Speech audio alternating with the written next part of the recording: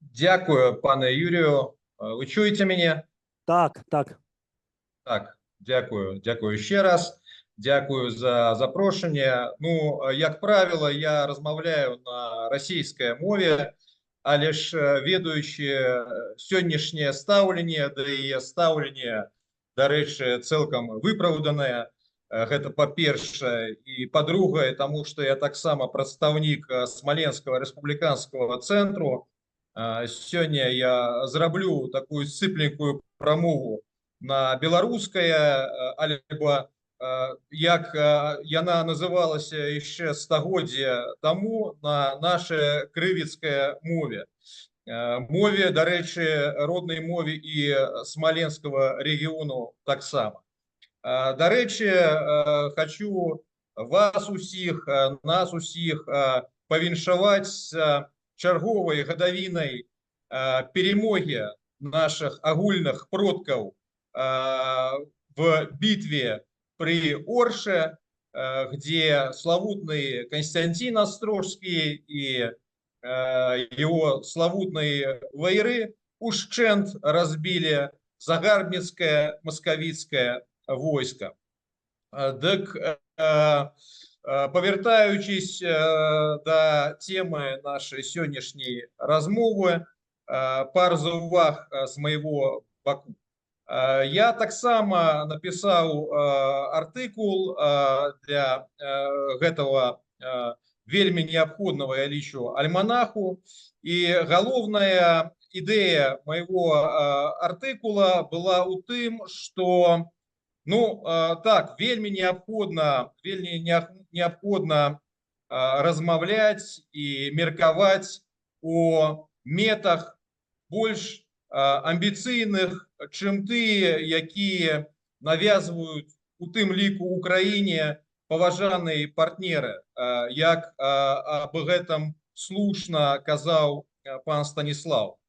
Але ж з іншага баку ёсць загроза, калі мы гэта робім, і гэта загроза пэўнага ідэалізму і загроза, якая выплывае з таго, што мы не можам убачыць розніцу паміж тым, до чаго мы імкнемся, і пэўнай рэчайнасцю.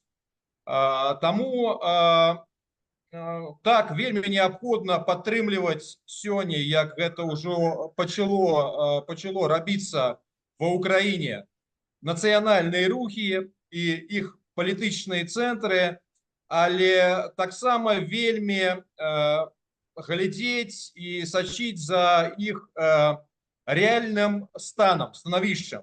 Потому что и становішчам не толькі гэтых нацыянальных рухаў альбо рэгіяналісцкіх рухаў, а таксама і гэтых народаў і насельніцтва гэтых тэрыторый, гэтых земляў.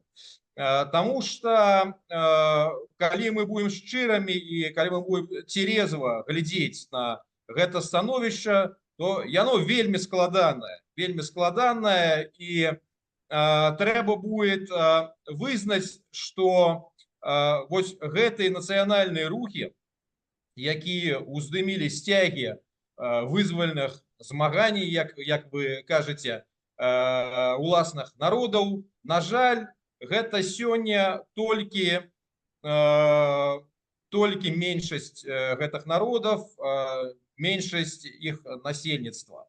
А пераважная большасць гэтых народаў зараз яна пребывае ў стане асіміляцыі, дэзінфармацыі, страты ўласных ідэнтычнасцей, власных моваў і гэтак далей.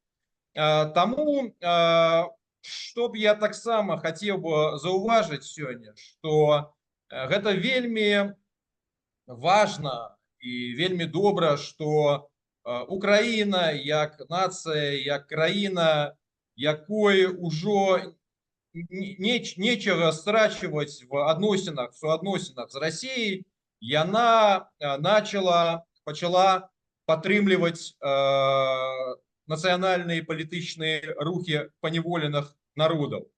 Але мы ведаем і мы таксама бачым, што у Европе, на Западе гэты працэс адбываецца і разгортваецца нашмат сцеплей, тому что так Рада Европы яна декларавала необходимость деколонизации России, але ж з одного боку, по-перше, мы бачим, якая там праца робится либеральными имперскими российскими оппозиционерами на кшталт Навальной, або недоволить рухаться к этому процессу. По-другое, мы можем, принамсі зараз, констатовать, что у бачанні европейских элитов гэтая деколонизация, это в лепшем выпадку гэта рефедерализация, як там было написано в одной из гэтых резолюций. Але і нават калі Еўропа сёння і Запад не можа, не хоча адкрыта падтрымліваць палітычныя вызвальныя рухі гэтых народаў, то прынамсі мы можам раіць заходнім партнёрам экспертнай грамадскасці падтрымліваць прынамсі культурныя рухі. Тому что, дарэчы, як казаў пан Юрію, я, на жаль, на счастье, не профессор, я толькі дактарант Карлова універсітету, але як человек, які з'яўляецца калегай славутного чэшскага даследніка Мирослава Гроха, даследніка нацыянальных рухаў, я б хацеў заўважыць на сувязь, і вы гэта цудоўна ведаеце, в Украине сегодня на сувязь памеж станом политичной зрелости народов и станом их культурной зрелости. Мова – это зброя, культура – это зброя. Тому гэтые российские народы, альбо захопленные Россией народы, які амаль страцілі ўласную зброю, культурную, моўную и гэтак далей, яны патребуюць яе таксама. Таму цудоўна і вельмі важна, аб Украіна падтрымлівала палітычныя рухі адпаведныя, і яна гэта себе ўжо можа сёння дазволіць. А што датычыцца захадных элітаў, захадных партнераў, дык калі яны яшчэ